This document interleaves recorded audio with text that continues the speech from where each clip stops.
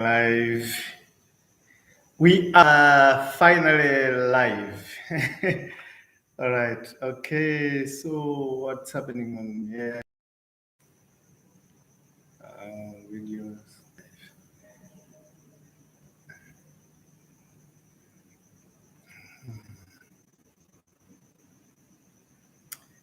Do we have anybody yet? Yes, we already got somebody online.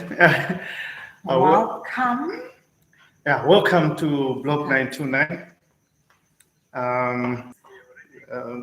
Then we can also answer some of the questions. Where's the volume? Got somebody online. No, wait. Okay. Welcome to Block 929. Yeah. Okay.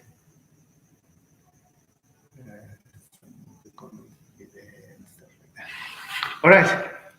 We are on 5,180, and my wife is always laughing at me when I'm doing countdowns. He counts every single every time, every 30 minutes, I'm checking how many subscribers have we gained. You know, it's like it's very interesting, and I'm thinking I don't know whether each and every YouTuber out there does the same thing, tracking their progress all the time, and I'm learning so much.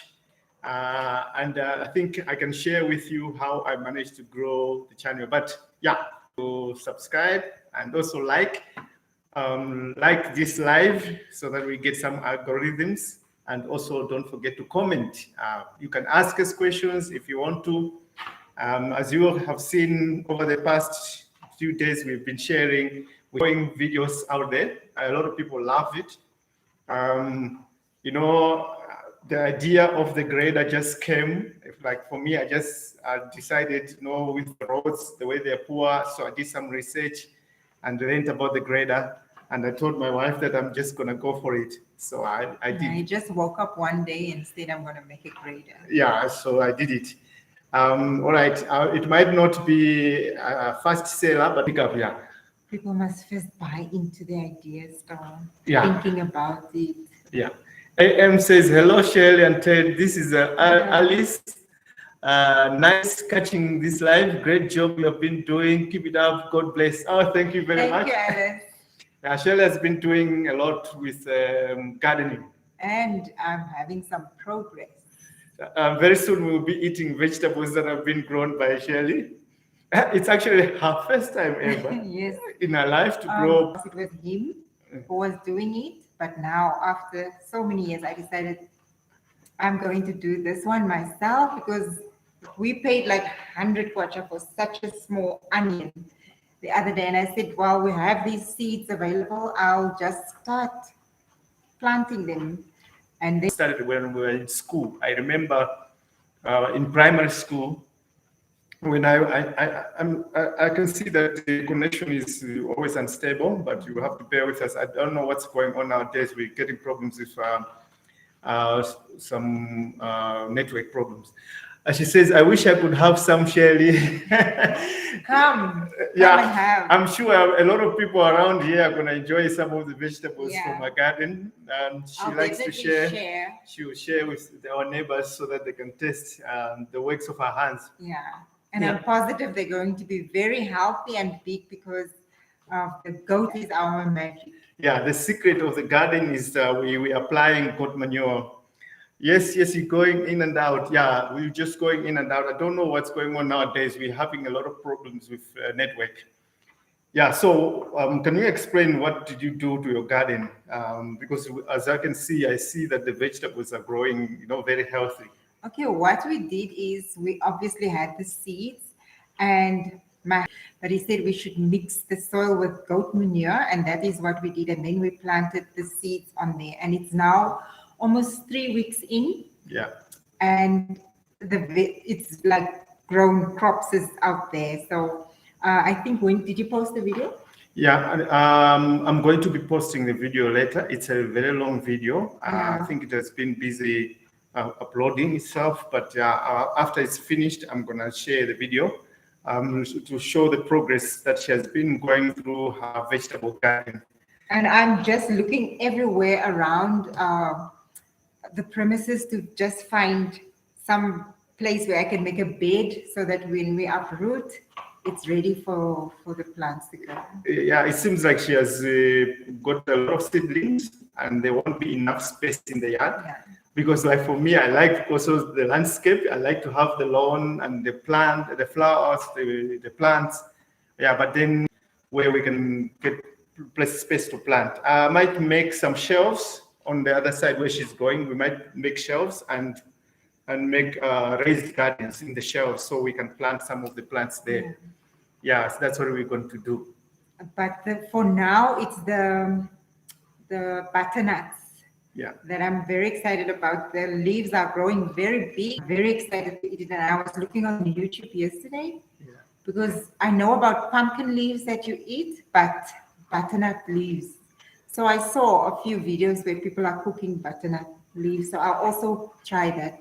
And also, our house is like finished. I'll also share you when I cook the way on how we cook in Malawi, what the food that we eat.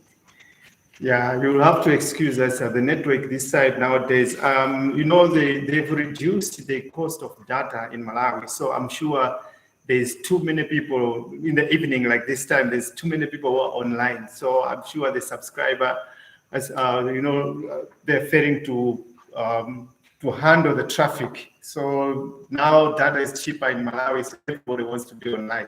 So that's why you're seeing that we're having a lot of problems when it comes to connections. Yeah, but yeah, that's freeze. Yeah, it's always freezing. Yeah. So, all right. The next thing that we are excited about is the solar.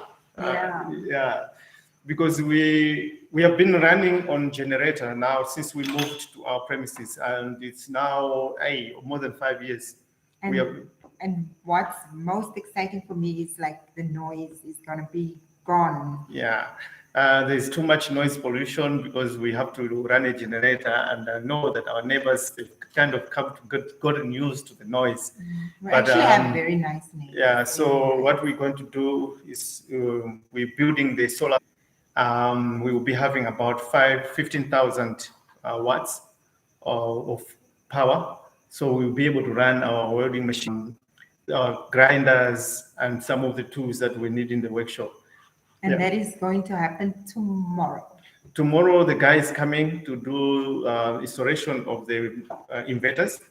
I must still buy steel so that we can make stands for the solar panels. It's going to be a lot of work to put the solar panels on the roof of the workshop. It's not going to be easy, but yeah, that's what we are planning to do. So yeah, the solar, it's a lot of money. It's cost about 13 million, somewhere around there. That's including installation. So yeah, very, very expensive. But I think it's a great idea so that, we go renewable and we don't spend any more money in terms of energy. We have to spend 10,000 every day for 1 year. For the year, we're spending something like 3 million watt, which is a lot of money. Somewhere about $2,000 that we're spending only for more than $2,000. Maybe I can even say $3,000 we're spending for generating electricity on our premises per year. Now we got Zoe. Says just joining. Greetings to both of you. Thank you very much. Thank you. It's been a while. We didn't come live. We've been having problems with network, and as you can see now as well, we are always in and out. The network is a problem nowadays. I think maybe we should be doing the lives much late, so when everybody is sleeping. Yeah. He knows by now I'm in bed, so yeah, I had to, convince her to be with this life. Yeah. So what else can we talk about? Okay, business is quiet at the moment. But nowadays we're getting people that are coming asking for machines. Yeah. The manual machine is gone. A lot of people are very excited with the manual machine. So there was a client that she loves the machine and then she has bought it. So we need to build another machine. And we have a few people in West Africa who have been doing some inquiries about our machine. So I'm sure they will be our first customers for us to send the machines outside Malawi going to West Africa. This machine that I've designed it in a way that you can put it on a pallet, so it's not going to be difficult to put it on it. I think it will be possible, but I don't know about the weight. Yeah. We asked somebody, company, to get back to us about shipping the thing outside. So we're still waiting. It's now 2 weeks. Yeah.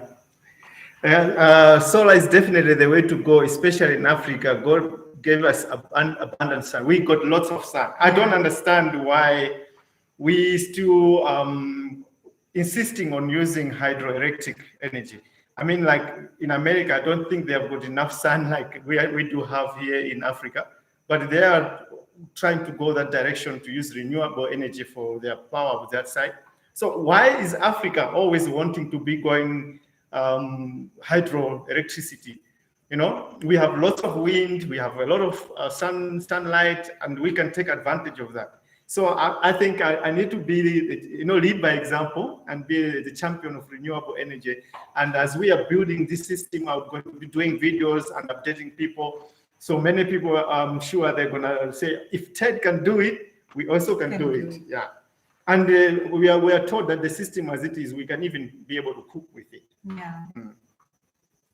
And we started in the workshop. So this is the area where we work, and that behind us, there's the kitchen. So I started working on the kitchen in the workshop. Yeah, we are doing concrete kitchen cabinets. I don't know if some of you have followed. I think I posted I haven't posted yet. There's a few videos that I'm collecting so that I can show you what's going on in the kitchen there of the workshop. We were trying to experiment using concrete as our cabinets in the kitchen. So if it works here, we are going to do that in our house that side. I saw your last sale, the cement making machine, and Shirley was explaining how the machine works. Yes. Yeah, but this was a manual. Oh, you were explaining about it. Yeah, so yeah, this machine actually, I think it's a very good machine. Very simple. Yeah, I think a lot of No, it's that one. The manual one. Oh, the manual machine. Okay, but I was talking about manual mechanic. It's the one that I was explaining. Okay, the user friendly. It's very user friendly also. So yeah. So I don't know what else we can be updating. Maybe we can show them a close up on that one. Which one? That one. They've seen it before.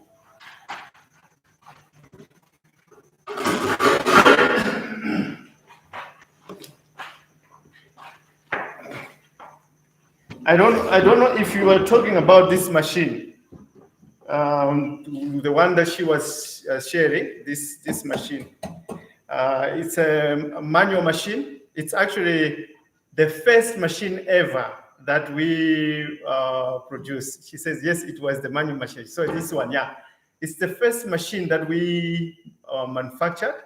I saw it in South Africa, so I brought it to Malawi and started marketing this machine. I came back in 2011, January, and I was marketing this machine. And this is the machine that introduced cement blocks in Malawi. Yeah, if you come to Malawi and you see extensive use of cement blocks, it's because of this machine. Yeah, so, yeah, but then it was very tough to make the first sale.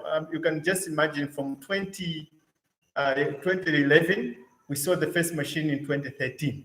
So almost 3 years of, like juggling with people, trying to convince them about the machine. Yeah, and this machine is like now people are going for the mechanical machine, but with this machine, people used to work with it for years. People used to build, or even now they build their houses with it. Those who can't afford the mechanical machine, and you can make up to 3,000 blocks in 10 days. More or less 10 days. 300 blocks per day.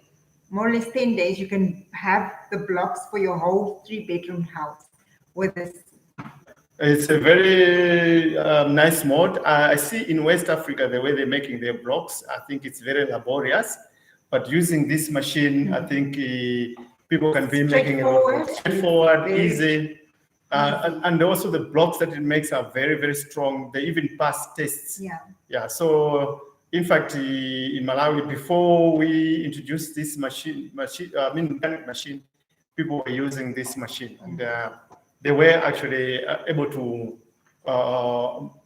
build houses. A lot of people have built houses with this machine. Even now, even our house was built using this. All the blocks that we've made here for this workshop and for the house were made using this machine. So that just proves that it's a very nice machine. For those who want to start a business, this is the machine. You use 5 wheelbarrows of quarry dust and 1 bag of cement. 60 liters of water will give you a perfect mixture, strong mixture for strong blocks. This is actually the money maker.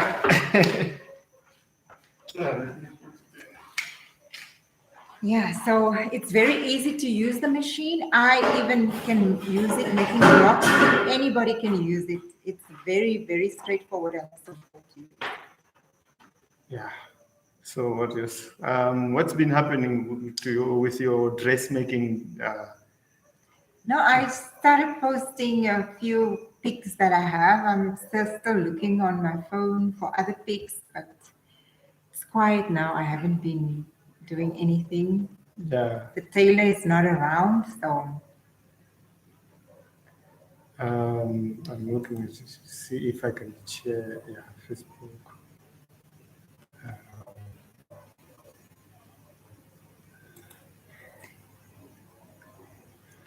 What is happening there in America with the slap or Will Smith and? Yeah, we were watching that, and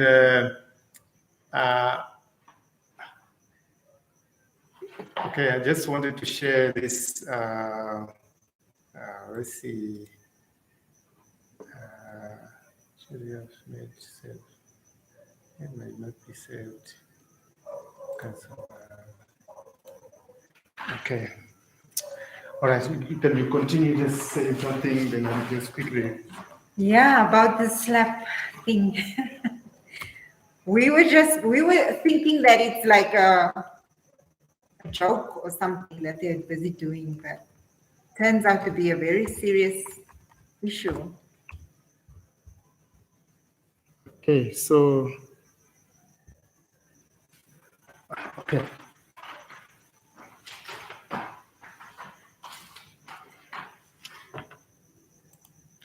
Sorry, I was just trying to share our live session on Facebook so that some people can now be able to watch us live. Okay, I was busy browsing through the YouTube, and I saw when they were busy doing the Grammy Awards, and then we saw what happened there. Will Smith slapped, what's his name? Yeah, so, me and my wife were busy debating, and then... I thought it's a joke. I asked him, is it a prank? Or it almost looked like it was... you can't hear anything anymore? Let's see, they can't hear anything anymore. Maybe because of Facebook. No. Can you hear us? Okay, let me see that. Can you be able to hear us? Let me see.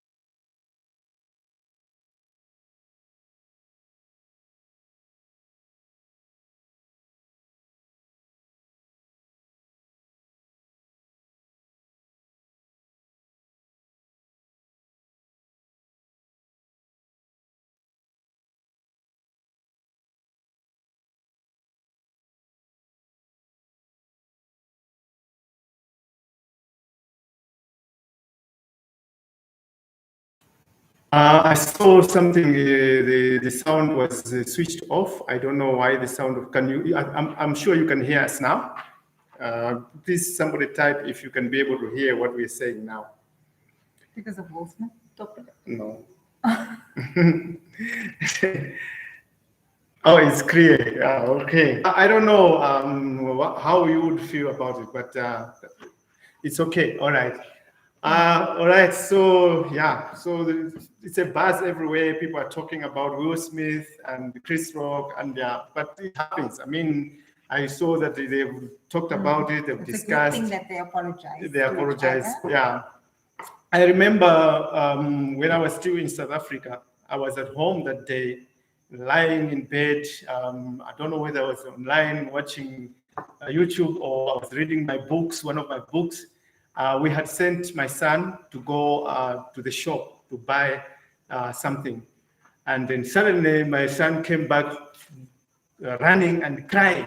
And he came to the mom and said, "Mom," he was crying. And I was in the house, and the way he was crying, I just jumped out of bed and rushed outside. And I found that I think he was swollen on his head. One of the boys had taken a stone. They like to bully. Yeah, they were bullying him. So one of the boys took a stone and hit my son on the head here.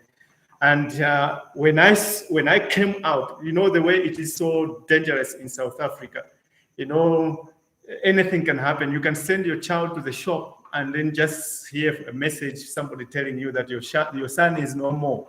He has been killed by one of the kids, has been stabbed to death or something like that. Not everywhere, though. No, not everywhere, but that it can happen. Just some areas, but it can happen. In the area that we were, it could easily happen. Yeah. And I jumped out of bed, and my heart was beating. It was like my son is gone already. And when I came there, I was told that a certain boy had thrown a stone on his head, and it was very, for me, I was very angry about it. And he doesn't easily get I don't easily get angry. I went to this boy, and I did something that was not good. They become angry because one of your loved ones, something has happened, and the emotion that you get, it just makes you do things that. It's something that you did not expect. Yeah. Makes you act in a way like you don't even think you would have acted. Yeah. For Chris, I'm reminded of, when I think of Chris, I'm reminded of a situation at work. Wanga was supposed to be our son. Yeah. He was supposed to be somewhere, and I was working at this company as a receptionist. Now, the woman who overseed us, she didn't like to give me off days and things like that. So, but I had arranged for off half days. So Wanga came to work. His transport dropped him at work, and she came and she was talking to me in a way, in a harsh way. And then my son was there, and that made me very upset because I was like, you speak to me like this and you do, your things. But now this is what you're doing is in front of my son. And my son, actually, I'm his mom, and he has a lot of respect for me. And what you're doing right now is very belittling and making me small in front of my son. And I was very upset with her. And it wasn't even time for me to leave at the time. And I just gave her a piece of my mind. And I just said, I'm leaving. And I took my son and we left the office. And I thought, I'll probably be in trouble tomorrow, but I could not care less. I was very upset. So for Chris, I feel like his children must have been feeling very sorry. And he himself, when he's looking at it, he might feel bad, very bad that he allowed or that happened. Yeah, sometimes things do happen, and then you act, and then you start thinking, and you say, why did I do that? And you can't reverse it. It has happened.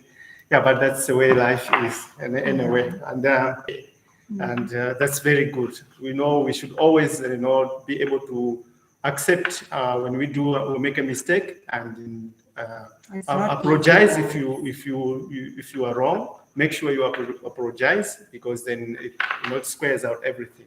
You can't erase your action that you have done, but the best is to accept and take responsibility for. We are planning to build our sitting room finish Yeah, soon. yeah. And then we will be able to do renovations inside the house.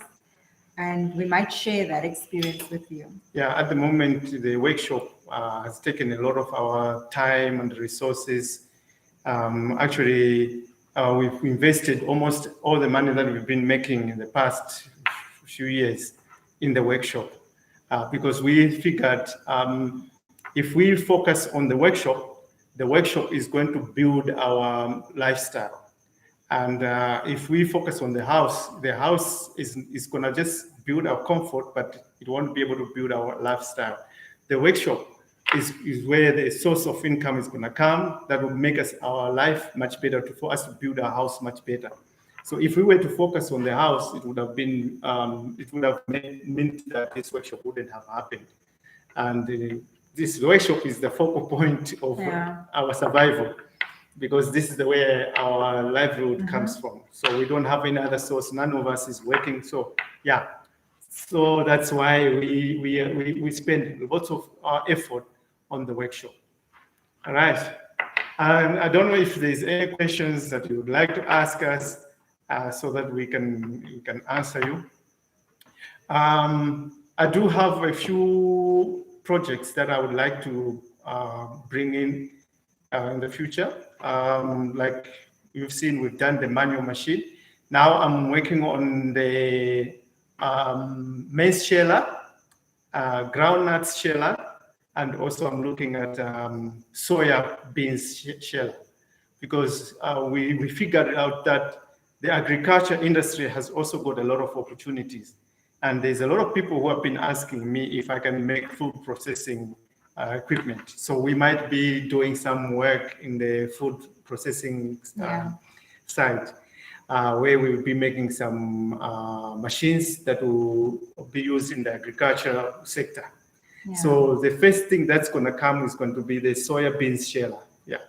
And this, I didn't see it. The what? The utility vehicle. Okay, yeah, the utility vehicle, the electrical vehicle, I might also work on that side, because we want to produce a vehicle for the physically challenged people.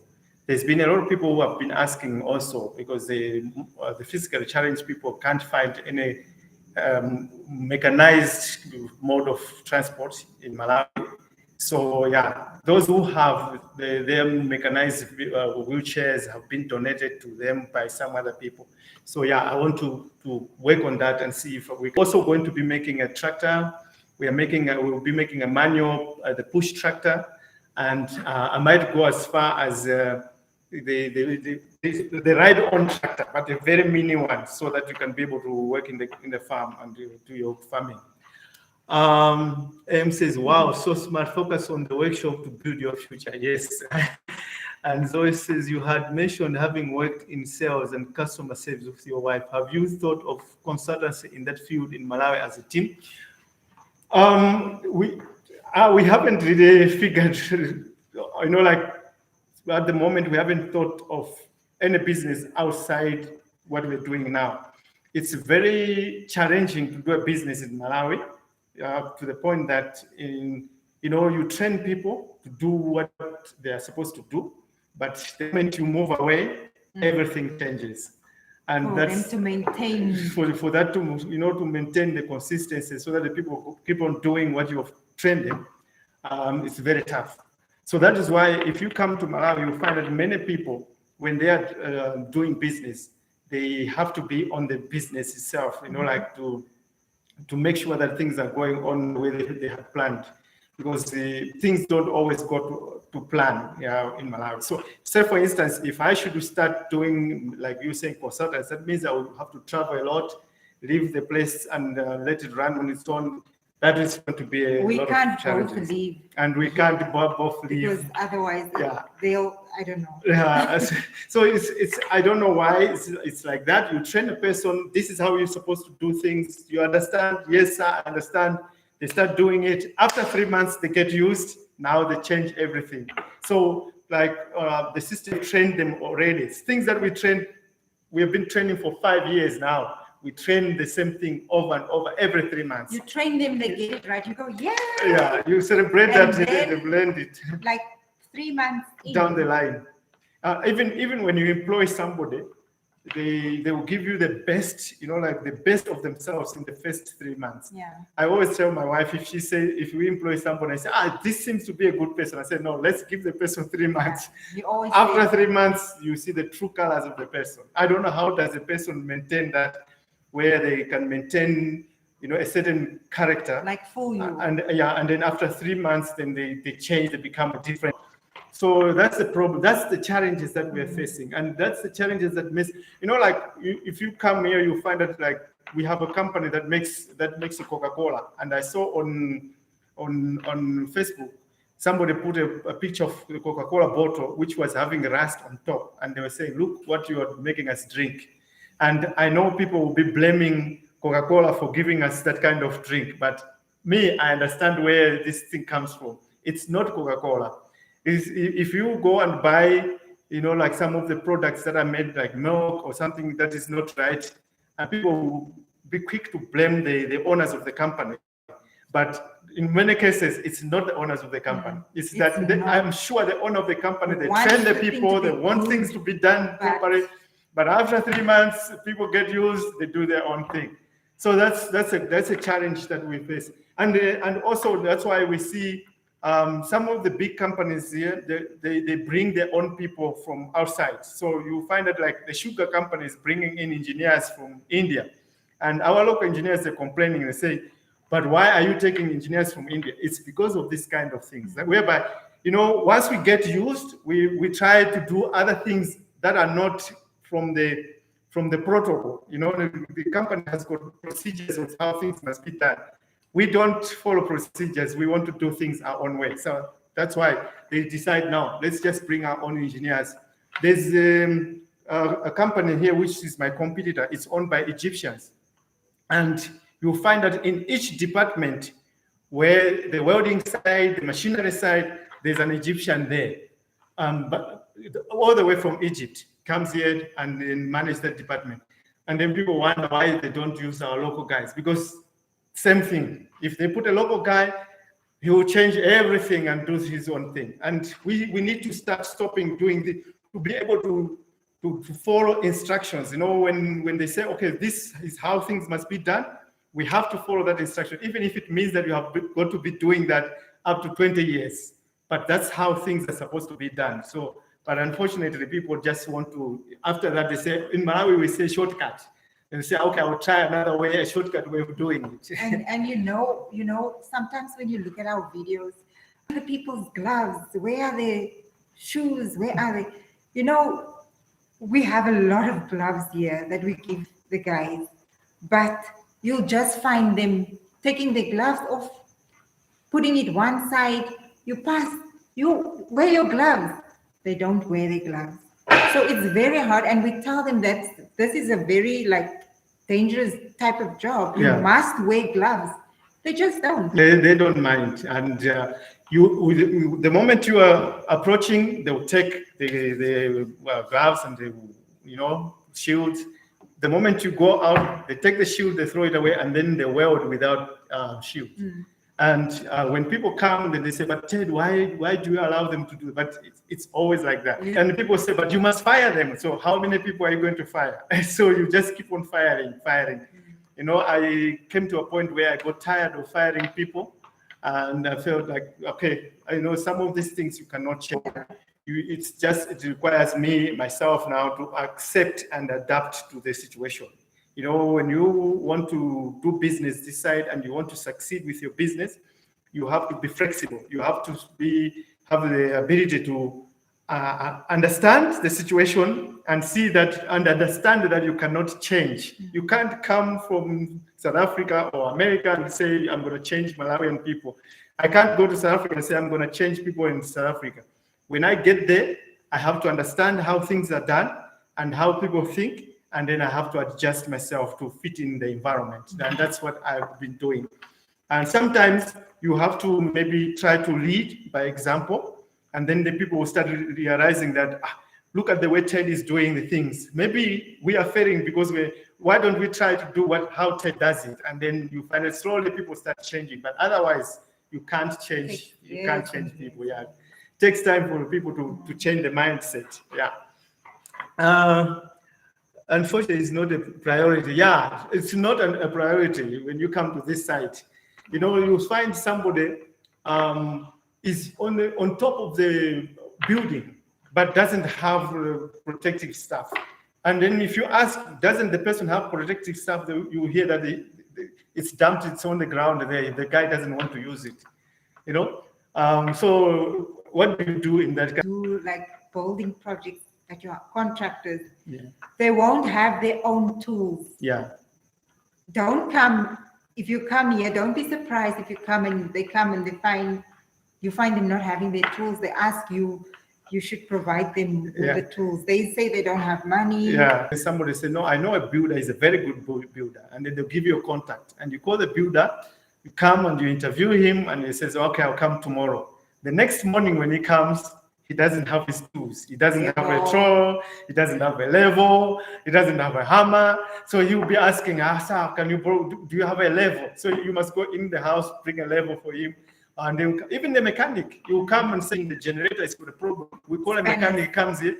He uses my spanners. He comes without a spanner. He comes without a screwdriver. He comes with nothing.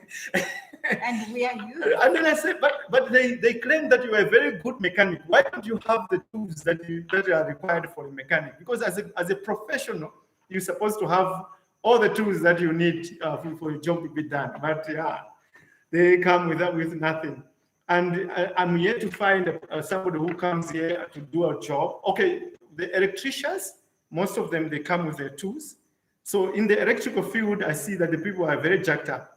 But when it comes to construction, welding, mechanics, big problem. And also when they're finished with a job, it's rare that you find them cleaning. Yeah, they will come and they will. Where they mess. You get a plumber and you to come and fix in your bathroom, and then maybe a pipe is broken.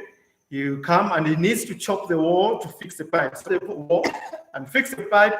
And then when he finishes, all the rubble is on the ground. He leaves it like that. It's your job now to clean the rubble. And then I said, but what kind of a professional are you? You come, you found a place clean, you mess it up, and then you leave the place messed up like that. So it's very, very funny. But that's the way things are. So what do you do about it? Yeah. Till you blue in the face. Yeah. Greeting King Ted and Queen Shirley and beautiful family in the chat. Hazel, thank you very much, Hazel. Thank you. Em says, yes, it's a mindset. Yeah, it's just a mindset. You must know, here, we try to make everything easy for our team. And we do even their work suits, their overalls, we wash it. Mm-hmm. And I think a work suit is like an apron for them. They don't care if their hands are dirty. They'll do something, they'll just go like this. Yeah, but there's that kind of mentality that a wetsuit is something that must be dirty. It's like a mechanic must look oily and dirty. And so the people believe that when you buy them wetsuit, if they are looking very smart all the time, it's like they're not doing any work. So they have to look dirty. So if they are working with grease and their hands are dirty, mm-hmm. they will use the wetsuit to clean them. They won't go to the tap and wash their hands. And visitors come here and they look at these and then they look at us because our workers represent us. Yeah. So it doesn't. So visitors come. To tell them that. Yeah, they say, but Ted, you're not taking care of your guys. Look at the way how dirty they look. But they don't realize that I buy uniform every is it 2 months or every 2 months? 2 to 3 months. Every 2-3 months you have to buy a new wetsuit because by the end of 2 months it's torn. It's looking very ugly. And he always says he always takes them. One day he took them to the other company. Yeah, I took them to one of the workshops owned by some Egyptians, and I said, okay, we are going today. I'm taking you there. There's something I want to get, but I'll walk with you in the workshop. I want you to just point to me if you see any welder that is working there that's going to look dirty, whose uniform is dirty. So we went there and then we came back. I said, did you see anybody with a dirty uniform? They said, no. I said, yes, you can work and look smart. It doesn't mean that when you work, you have to look. If I come and I found you looking smart, I'm going to say you're not working. For me, I just want the work to be done. So, and I would love it also to see you looking very smart when you work. But we are failing to get it right. And you told them that they are doing the exact same work that you are doing. Yeah, and those guys are doing their welders just like them, but we can even maintain. The work area is very clean. Yeah, being very strict. They don't like anybody to be dirty. I'm sure if you're dirty, they send you back home. So maybe I should be doing the same thing. Yeah. Hazel says that is honesty. It will take you a long way in life.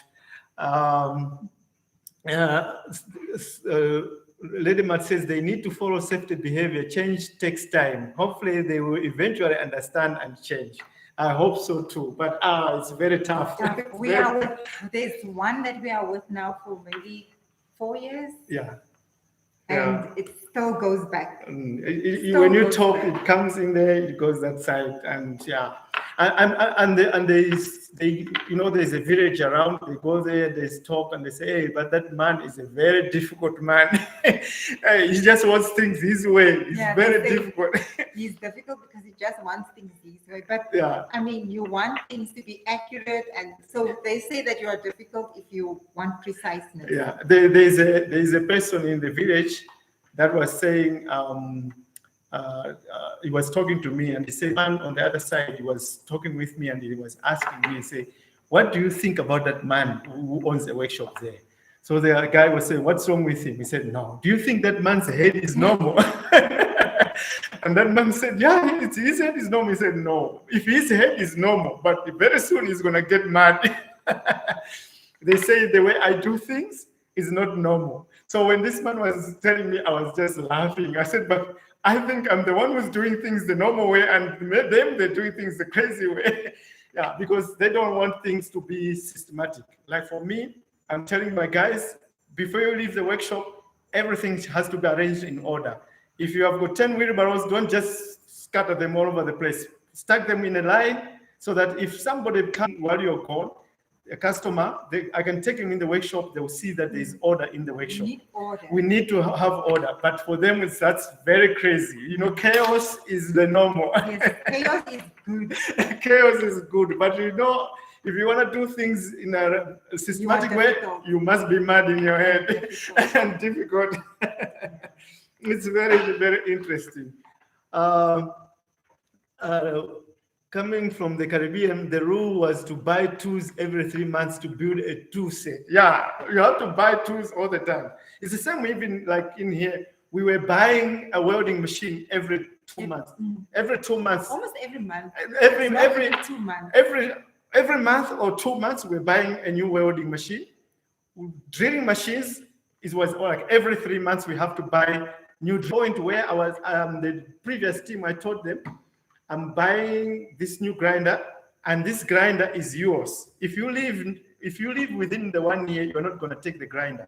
But if you manage to keep this grinder for 1 year, I'm going to buy, after 1 year, I'll buy a new grinder, and you can take this grinder. So my grinders could last at that time, because every month I have to buy a new grinder. I know, you think, is it being broken deliberately or what? So it's interesting to hear that in the Caribbean, it's also the same. That is very tiring. It's very tiring and it's very frustrating. And that is why I'm telling my wife, I said, I'm working hard with this YouTube. Like, what am I can earn $10,000 a month. Then I don't have to worry about the workshop.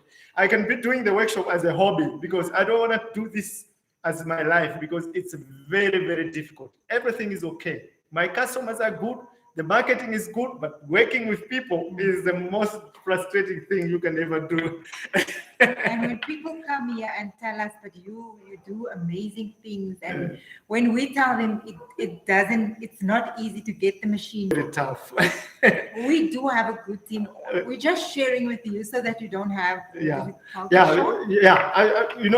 have to be sharing these experiences because we have a fantastic team.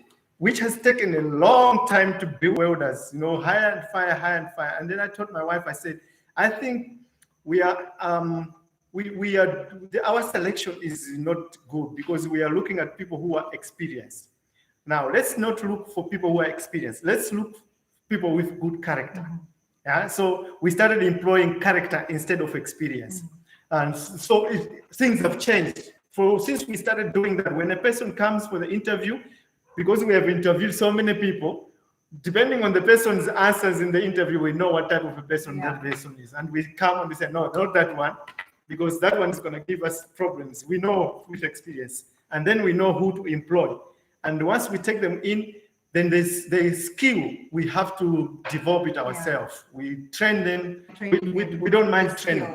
We just want to employ the right characteristics. It only takes one bad apple. Yeah. If one person comes here with a negative attitude or anywhere at work in Malawi, that team is gone. Yeah. If you are not careful enough and you have got a good team, and one day you make a mistake, you employ somebody with bad characteristics, that person comes in the team, it's like poison. Yeah. Then the whole team is messed up.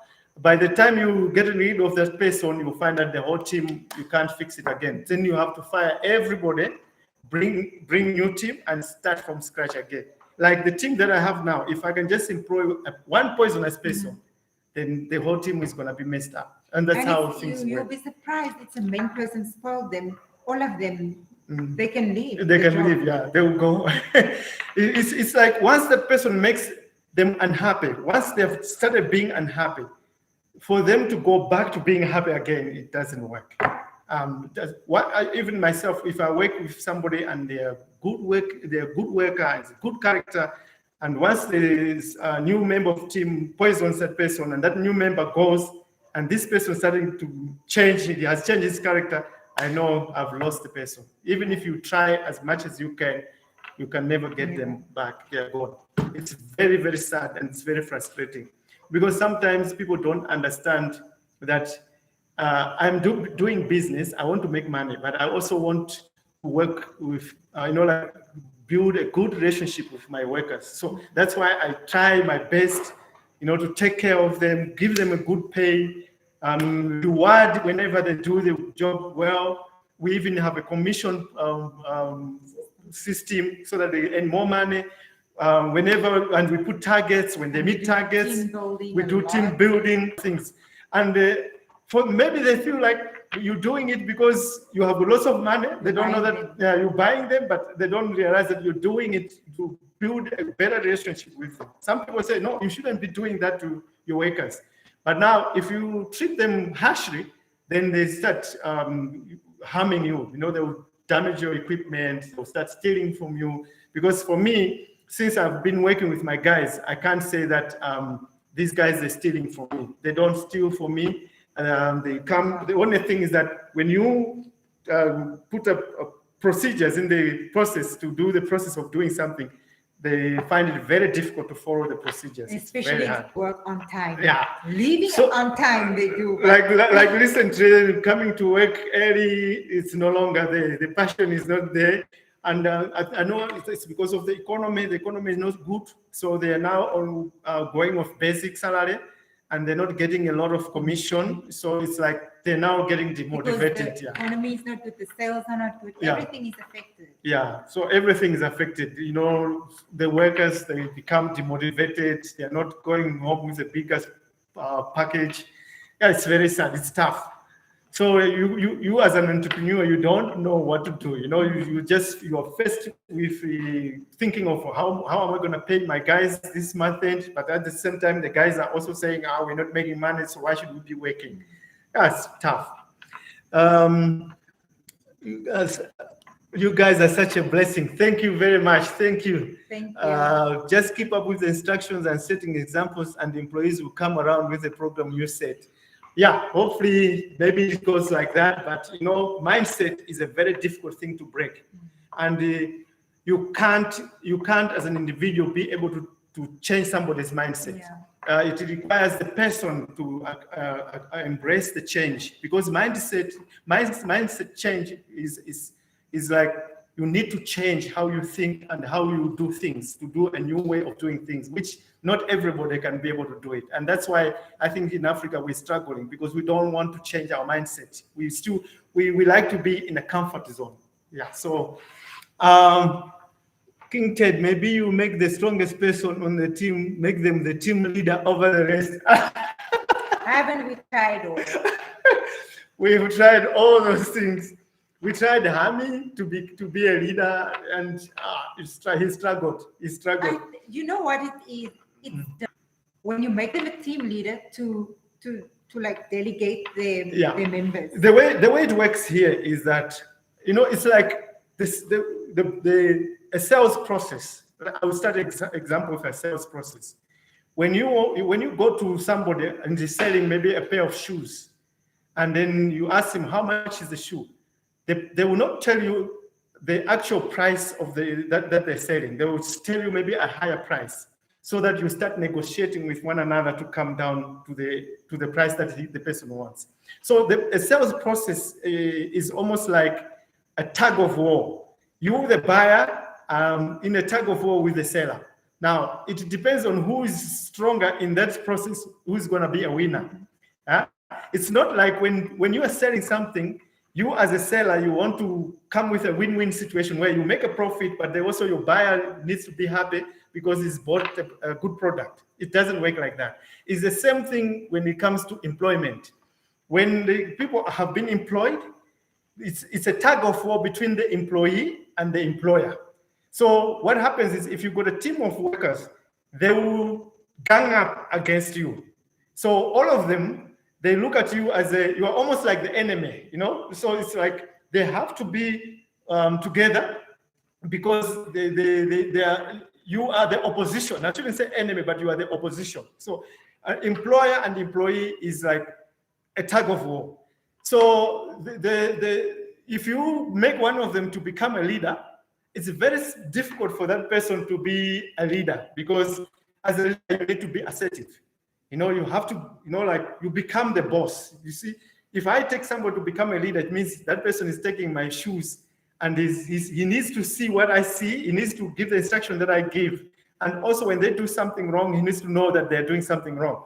But because they are all on one side, that person it becomes difficult for him to be assertive with his friends, because if he does so, then they'll ask him questions like, which side are you on? So that's the problem. We are not united, you are divided. When you're the boss, you are divided with your team. Yeah, so that's how it works. When things are good, everything's okay, but one day when things turn around, you find that the whole team is against you. It's very, very tough. So that's why it's difficult. We have tried, many of them, make one to be a leader, they fail. We take that one off, put the other one to be a leader, they fail. And we have brought a new guy. You can't take yourself we can't take ourselves out of the situation, saying like, now we are okay, we'll just sit there. If customer comes, we won't worry. This person is going to handle the workshop. Also not going to see the things that you see needs to be done. Delegate, this must be done. You still come and you still find things are not done right, and you still say, why is this thing not done right? Why didn't you do this? Why the guys are doing it like that? They still don't see what you see. It's very difficult. It's a learning experience, and for me, I always say that's if we as Africans can sort out this problem, Africa is going to go very far. This is what is dragging us behind. Once we fix the mindset, and I believe the mindset can only be changed from the youth. And like with my generation, you'll find that most of the people who are having more established business are on my generation. Because with my generation, when we went to school, we were put on a line, and they made sure that you are clean, you brush your teeth, the teacher smells your armpit, that you took a bath and your clothes are clean, you shaved, and you shaved your hair. If you're not well presentable, they send you home. Today, a child can go to school anyhow, and they can do whatever they want. And we used to get instructions where they will say, okay, we have, tomorrow we're going to have woodwork. we need you to come, and each one of you must make maybe a wooden stick or a wooden spoon. So they were giving us this kind of instructions, and also when we went to primary and we were going to like higher classes, they gave us, each one of us was given his own space of land to grow vegetables. So we were very proactive doing things as young people. So as we have grown up, that's why we are very resourceful and very proactive. But the youth of today, they don't go through all these things. So they don't know how to take instructions. They don't know how to respect orders. They would like to do their own thing. Well, even in schools, the children, they ask the teachers, why do you want me to do that? Then the teacher says, but this is how I want you to do it. Then the child says, if I don't do it, I hear my daughter telling me that the boy was asking a teacher at school, if I don't do it, what are you going to do to me? And in my days, you couldn't do something like that. So that's a problem. We have neglected our morals, and we let our children do whatever they want. Now, when they come in a situation like this, a work environment, they don't even know how to do or take instructions, for instance. And you know, if you look at today's life, I mean, when we were young as kids, we were also difficult in some areas. But today's kids. Lady, we got 5. One of the guys is Wallace. I'm sure you are seeing him doing the gardening with her. So we're trying to groom Wallace to be like supervise the team. And he's also struggling. He's also having a tough time. He's having a tough time to lead the team. We actually thought he's going to do it. Yeah, we thought Wallace was going to be different. He was going to be able to handle the team and he was going to be able to lead, but he's struggling a lot. And in fact, he's even becoming more comfortable. So this is the 2nd month. He's going into a 3rd month, and now he's on probation for 3 months.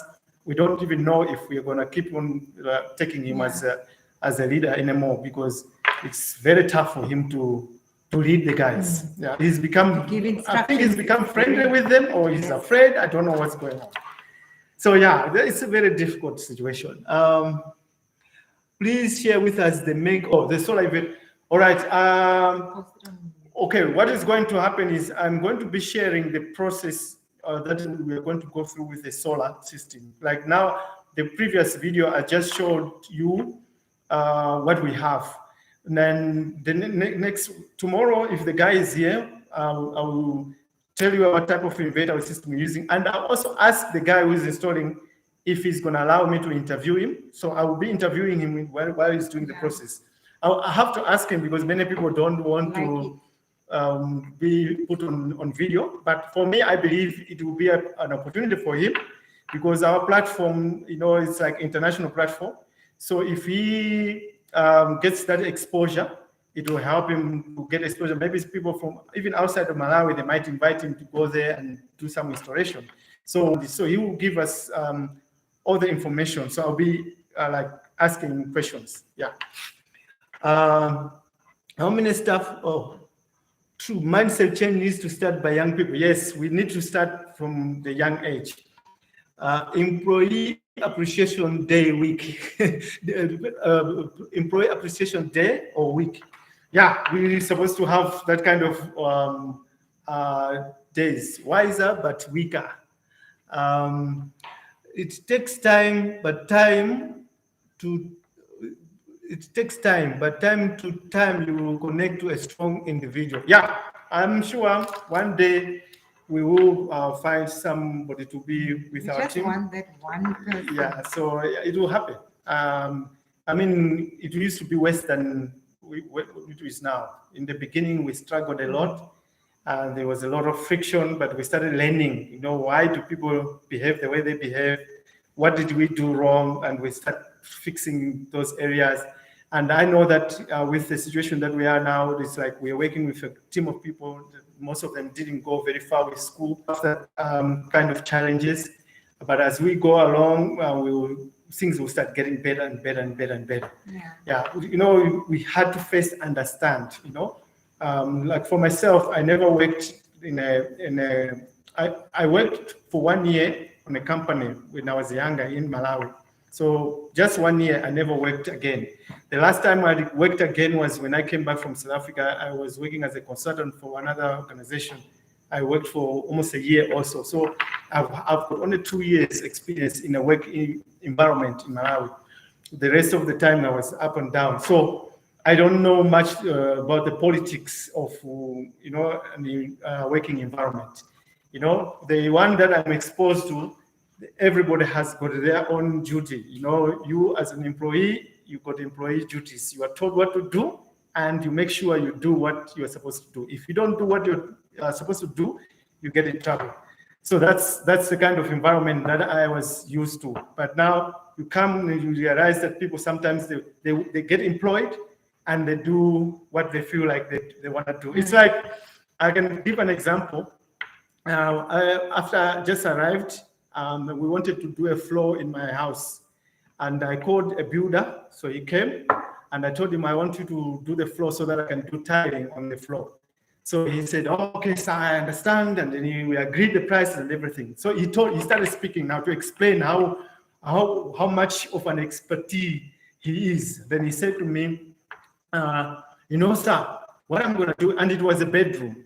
What I'm going to do is I'm going to make the floor a bit slanted towards the door.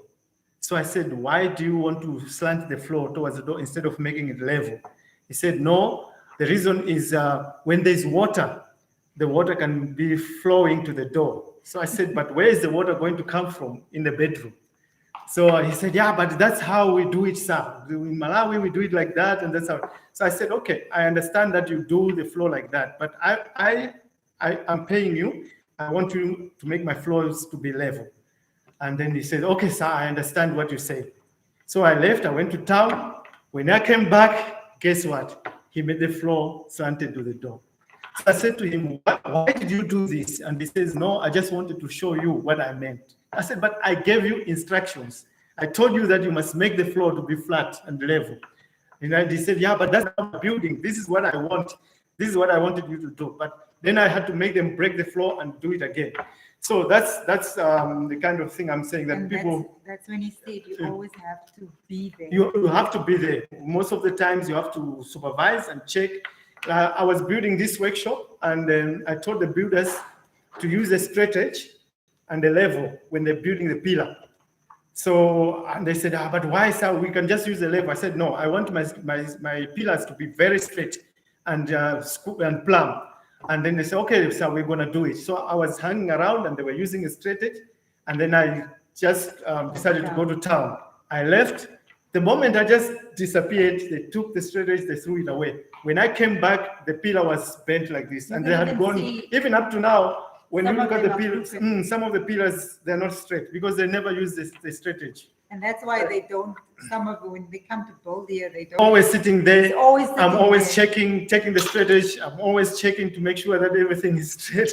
It's their worst nightmare. Yeah, so they want to be comfortable to do things their way. And most of the ways outdated and old ways and other stuff. And it can become very costly for you as the project owner. Yeah. It's very costly. Yeah. Tell them about that. I don't know if you told them throw everything down Yeah. because you were not there. And we built a house for a customer when I just came back from South Africa. And I had two projects. I had I've told this story on the other video, but I had two projects, and then the guys I left there my brother to look after that. I was doing the other project, so whenever I came, it was already late in the afternoon. So I would just ask like my brother, how was the job today? He said, it's fine. I said I'm having somebody reliable, and I didn't worry much. In the meantime, the blocks that were being made, they were not being given water. Some people, they ignore the process of watering the blocks.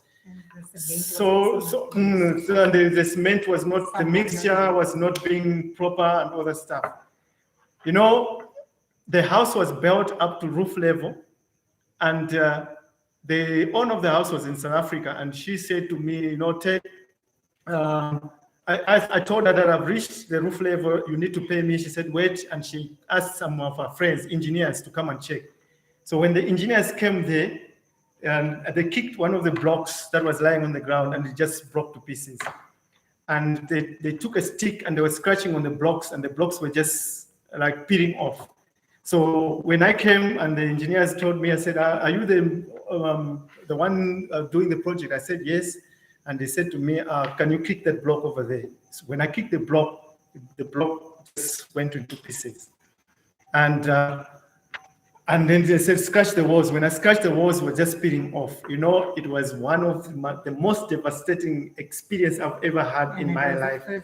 And it was my first project ever, to do here in Malawi for a client. And this was a semi-detached house, 2-bedroom this side, 2-bedroom that side. And it was already on roof level.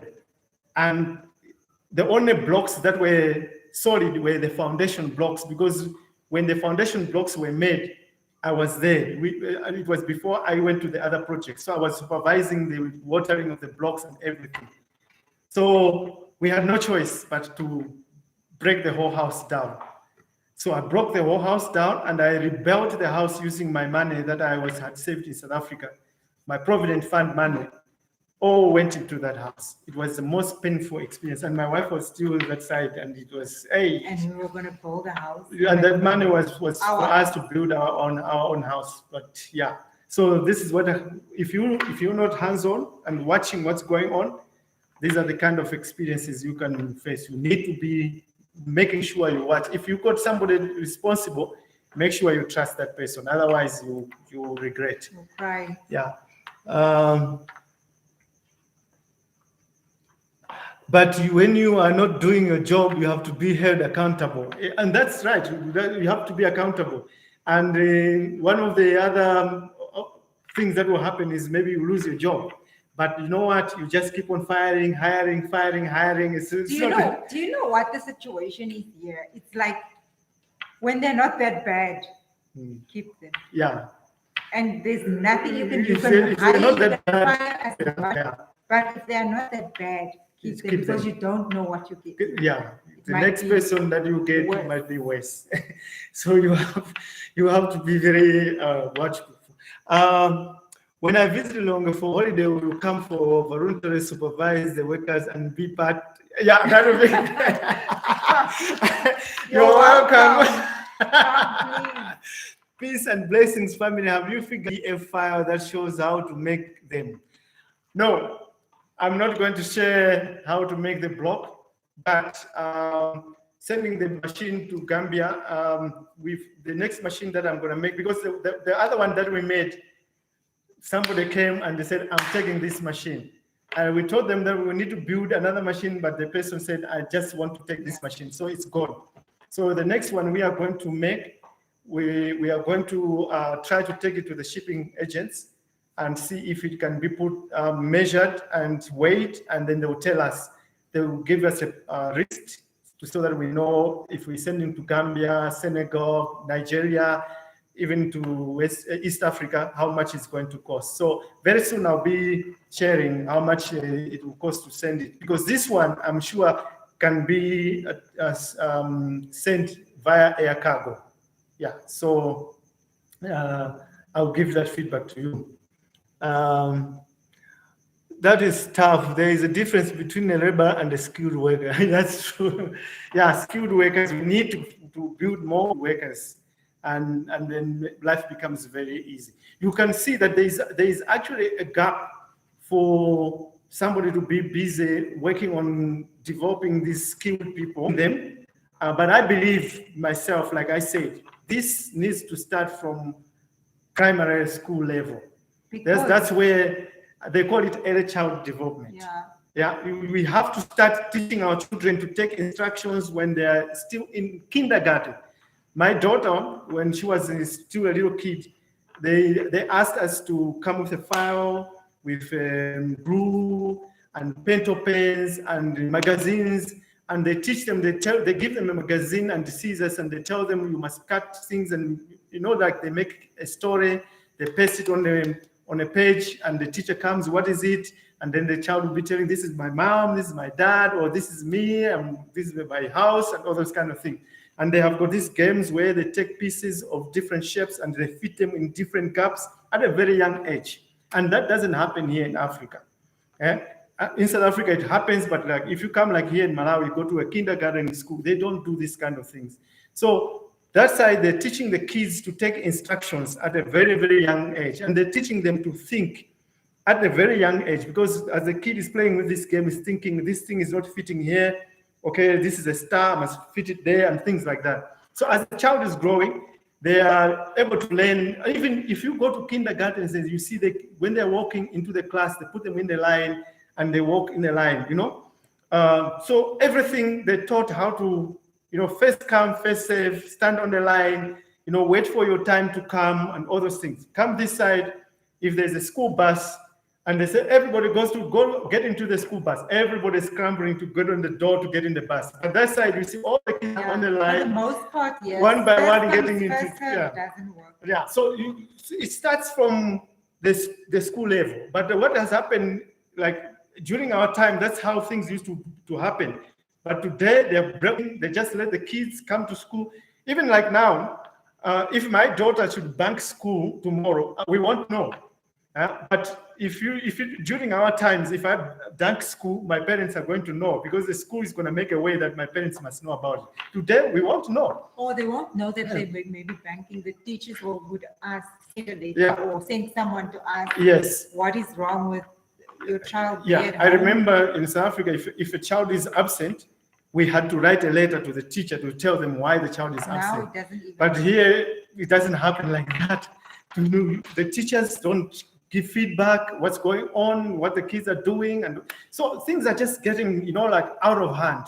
So we can be arguing about this when we're dealing with the adult people, and we try to fix this when they are already adults, and it's very difficult. It needs to start from the bottom. So the training will work. While you're training, everything is going to be perfect. Yeah.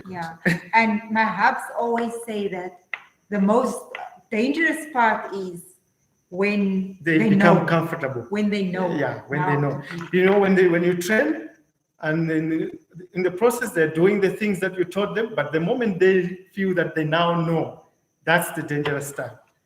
Then things change, because now they say, okay, now I know how to do this. How can I make it very easy for me to do this? So they change the whole thing and they start doing it their own way. Now, manufacturing processes, you can't change. I remember I was sharing this on Facebook and somebody said, yeah, Ted, but you don't allow your people to think. So I said, if Toyota allowed people to think, what kind of cars would they be producing? Because Toyota has put a system on how to manufacture their vehicles.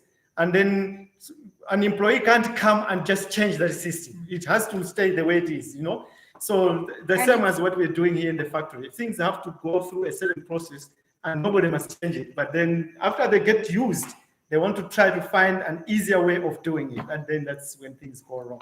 And it puts you in a very awkward position as a company owner, because, it's very embarrassing.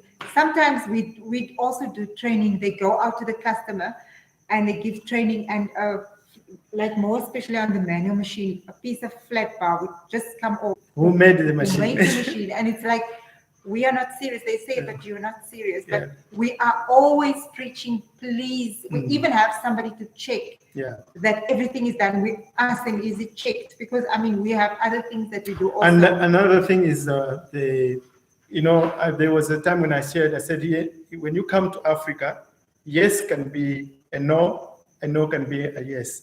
And in most instances, yes is the easiest answer. So if you ask somebody and say, are you hungry? You say yes. If you come again and you say, are you full? They'll say yes. Like the oil. Yeah, I told the guy to go and buy oil. So I said, you must go and buy diesel oil because the generator is a diesel oil. Did you understand what I'm saying? He said yes. So he went and he bought wrong oil. He bought petrol oil. So she found him putting the oil in the engine. So she asked him. She said, that oil you're putting there, are you sure it is diesel oil? The guy said yes. And then it's continuing to put the oil in there. And now when she was gone, she said, are you sure? He said, yeah, it is diesel oil. So when she was gone is when he was now checking and he found that it was petrol oil.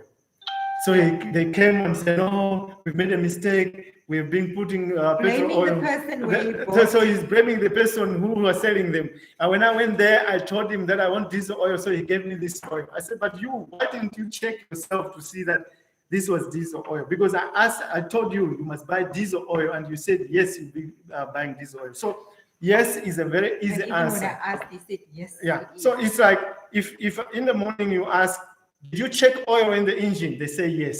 So what do? I go and check myself again. Because if you don't check, they will just keep on saying yes, yes, even if they didn't check. Just the easiest answer is a yes. And then the engine knocks, you go check, there was no oil. Then you ask, "But I just asked you in the morning if there was, you checked oil." They said, "Yeah, but I checked." So what happened to the oil? "I don't know, sir." So yes is the easiest answer. Yeah, US child development starts early. Maybe you guys can come up with some kind of test when a person comes to employment. If they don't pass the test, they won't get the job. Yeah, you can also do it like that. But like I said, the most important part of choosing our team is we check on what characteristics does a person have, during the interview. So it's something that we're using gut feel, because we have worked with so many people. So we easily know that which type of person we can work with, depending on how they're answering the questions when we interview them. And then we don't really necessarily go for people who have got skill, because we discover that the most talented, skilled people are the worst people to work with. Very arrogant. Very arrogant, because they know everything and you can't tell them anything. And if you fire them, they'll get another job, so And they're you not can't worried. tell them your way. And they want to do things their own way. So what we do, we check on the character. And if the character is good, then we start training. It's a long process, but it's what is working. I think the team that we have now, we've been with some of them, it's more than 2 years. In the beginning, 1 month, 2 months was the longest a person was working. After 2 months, they're gone. But now we're getting it right. We're getting it there. I don't know what other people's methods are, but this is what I found to be very easy for me. And I see a lot of people are also learning from this style of employee selection. And then they come back to me and say, "Ted, it's also working for me." I think that's a very good way of choosing a team. So yeah, you just look at the person's characteristics and the character, and then you look at if he can be easily trained, and then you train them from scratch. Yeah, there are some industries where you don't need to train the people, that much like yourself. But our industry, we need to train the person to do the things the way we want them to do, not to come with some baggage and they do their own way. Yeah, it's a learning process. Yeah. How old is the company? Our company, we started in welding, we started in 2013, 2014. That's when we started. So yeah, we've been there. We've met so many people, and we are moving forward. Yeah. Company. All right. Yeah. From 2013. That's on the welding side. But then, like for me, when I started with property, I started in 2011. You have to do everything yourself. You don't have to do everything yourself, but you have to always be hands-on and supervise. You will never be in a situation. You can, at the end of the day, achieve to have a group of people that will be able to work on their own, but it takes time. But right in the beginning, in the process of growing your company, you need to first be able to be hands-on to see that everything is being done properly, and also to understand what type of people you are employing, how they think. It's very difficult. It's very, very tough. That's why you're seeing many companies are struggling. That's why you find that many companies are struggling. The companies in Africa are not struggling because they're not having good products. They're not having customers. Most of them are struggling because they're failing to find the right people to work for them. I remember there was another white guy who came here.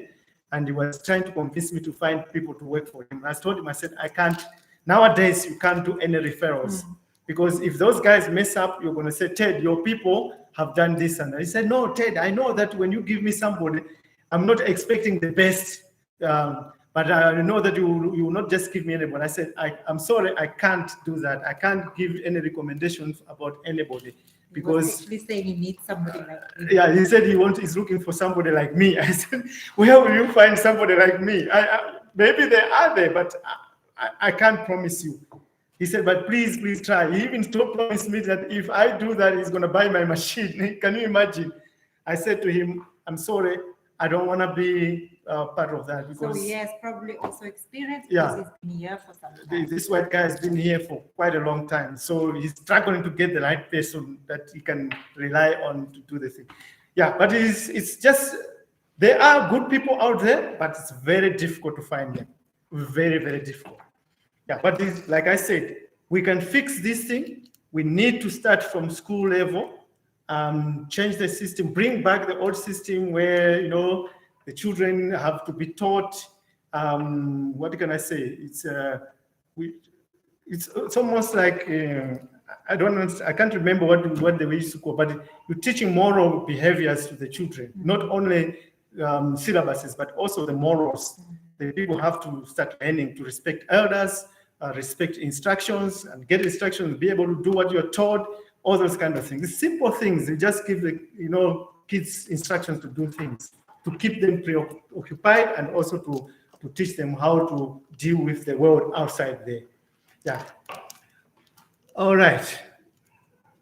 It's good to check on character and trainers. They end up to work for a long period. Oh yes, and the guys we have here, they will stay with us for quite a long time. And another thing is that they were not hopeful that they can get a job.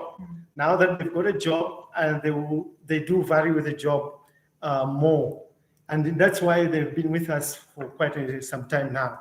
So yeah, we do face these challenges, but now the challenges have become minor comparing with the positive outcomes that we are getting. Yeah, so it's not like it's a desperate situation. You just have to be able to understand, and then from understanding, you adapt yourself to the situation, and then you will find that life becomes very easy. But if you just want things to be the way you want it, and it's like my way is my way, this is how I want things to be done, this is how things are done, you will be very, very exhausted, and you'll find it very, very difficult. But you have to be flexible. Yeah. Keep up the great work, King Ted and Queen Shirley. You guys are a true blessing. I appreciate you guys. I'm here in the USA. I pray that the family, they will see.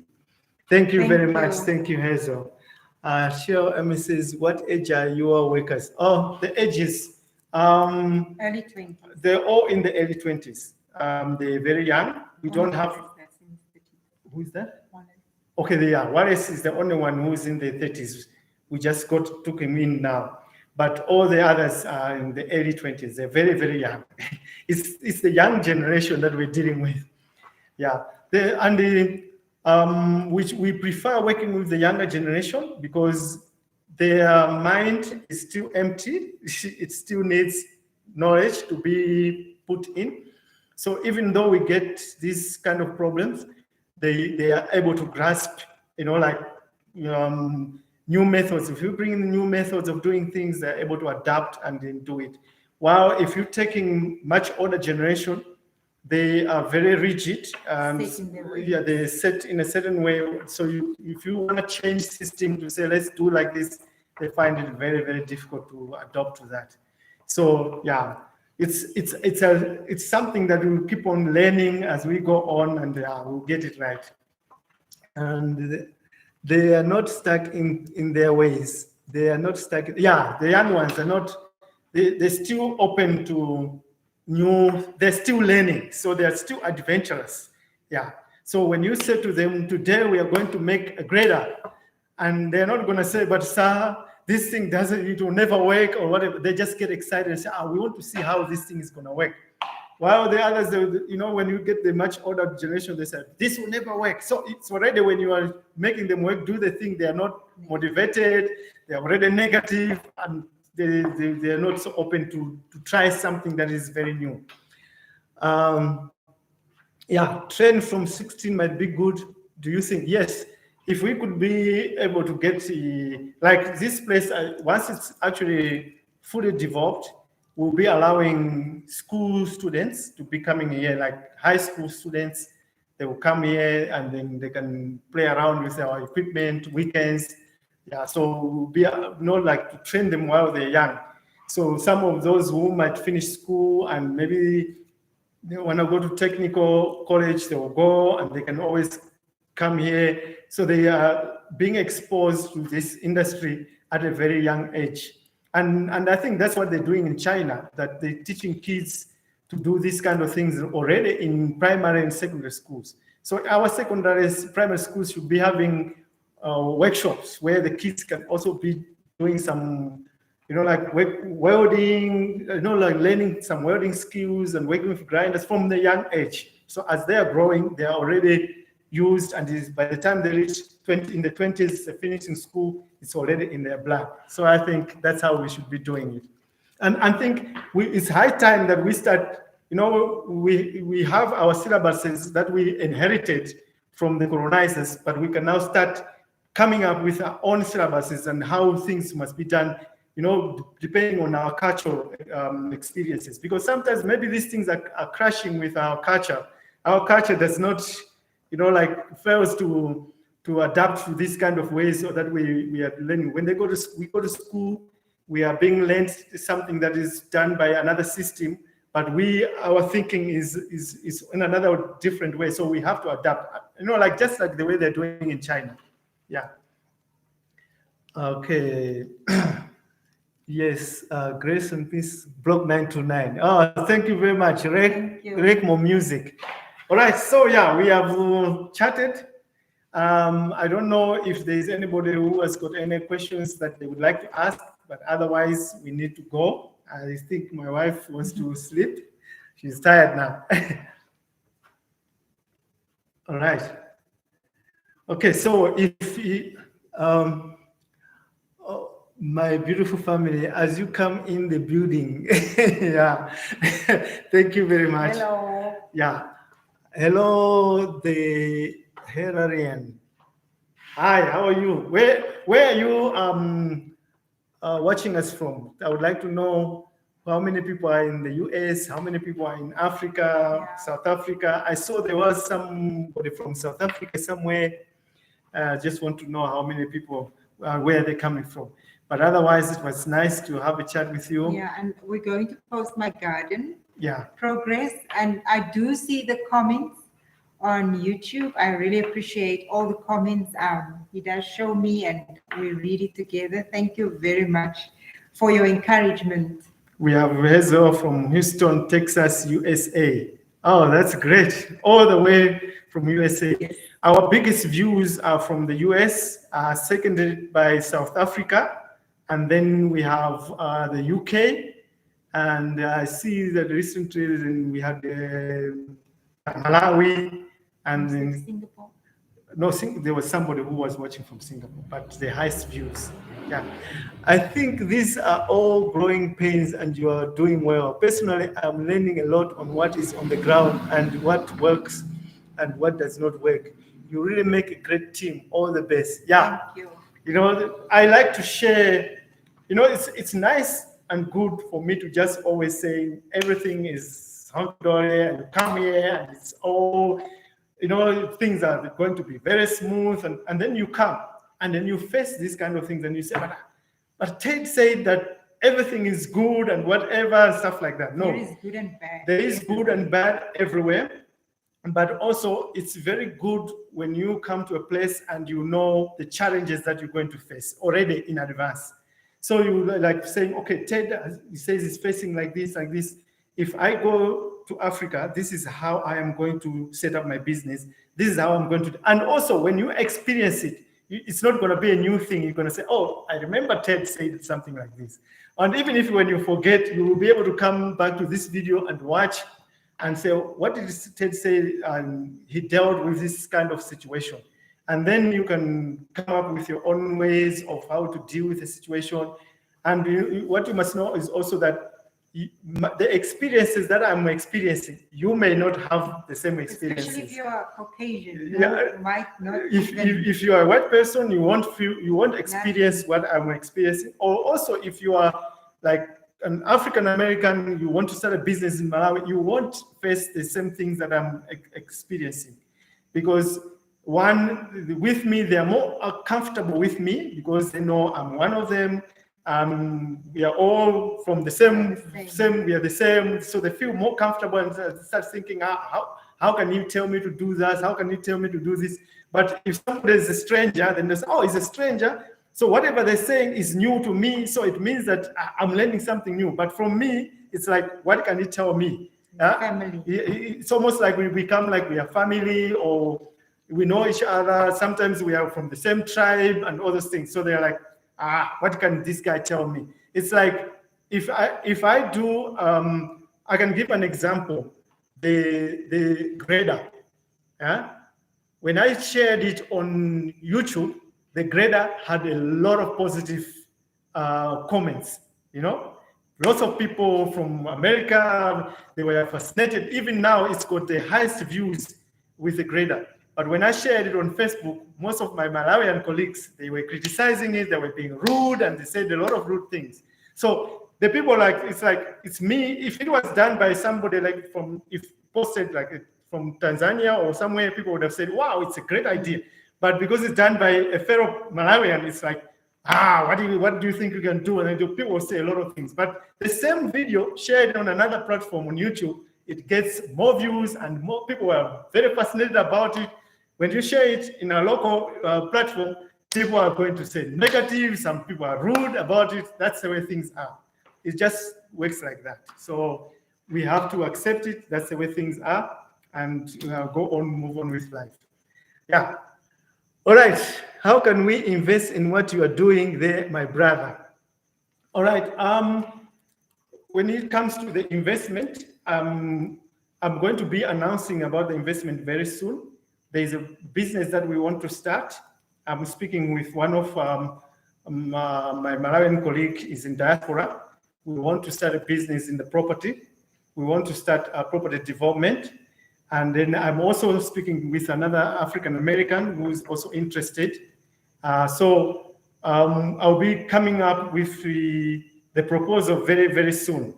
This guy in the UK is giving me a homework to find out how much the property is costing in Blantyre. So once we've come up with that, we will look for investors. And another thing is also I need to first still meet my accountant so that he can give me information on if somebody wants to invest from outside Malawi, what processes can we go about and how does it work? So yeah, those are the areas that we have to deal with first. I need to find out the cost of property in Blantyre because that's where we're going to be doing the investment. And also I have to find out what procedures we need to follow when we want to bring in investors from outside.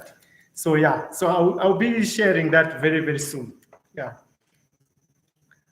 And Regumo Music says, excellent. Okay, so we need to go. Thank you very much.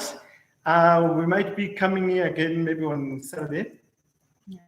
Yeah, maybe Saturday we might come again and then we can have a chat again. So if you've got some questions, you can always prepare them, then you can ask us again on Saturday.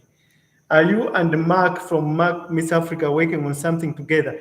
What we did was we agreed that he is going to Tanzania, and from Tanzania he's going to go to Rwanda. To Nigeria. He's coming back to here in Malawi. So when he comes, we will sit down and then we see what projects we can work together. He's a fantastic guy. He's young and energetic, and he's got a vision. He's very passionate. He's got a lot of energy, and it's going to be very, very nice to work with him. Yeah, so I'm looking forward to that also. You did the arrival. You did a great job with your grader. Oh, thank you very much. Yeah, the arrival. When I made that grader, I thought about you. You remember when you were fixing the road, going to your driveway, bringing in a truck, and then it was dumping some mud and stuff.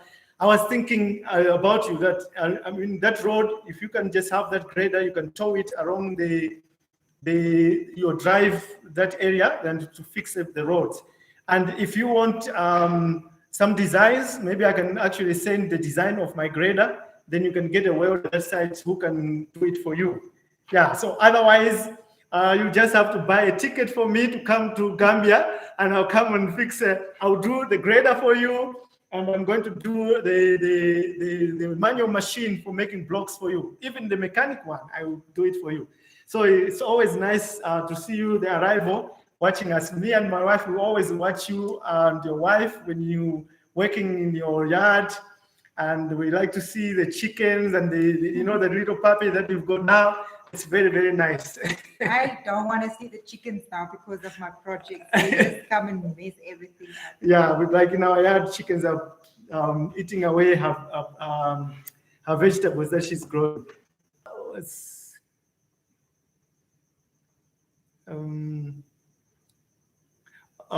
What tribe are you guys from? Tribe, I won't be comfortable to be talking about my tribe, but yeah, I'm born in Malawi, so yeah, but yeah, I can't be able to be talking about tribe. I just feel like it's a bit of a sensitive subject. But yeah, so how can we invest in what you are doing there, my brother? Okay.